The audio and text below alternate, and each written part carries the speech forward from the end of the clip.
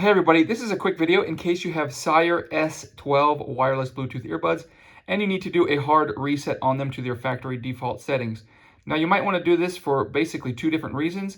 The first reason is troubleshooting. If your earbuds will not connect to your device, or they won't pair with Bluetooth, or they won't sync with your device, or if you're having any issues where you're only getting sound out of the left ear or out of the right ear, a hard reset can fix a lot of these issues. The other reason is if you just want to delete all of the pairing history of these earbuds so that you can pair them fresh with a new device without having to worry about them connecting to the wrong device, we can go ahead and do this. All we need to do is take both earbuds out of the case, and we're going to simultaneously come and on the multifunction button on the back of both of them, we're going to tap 5 times. 1, 2, 3, 4, 5.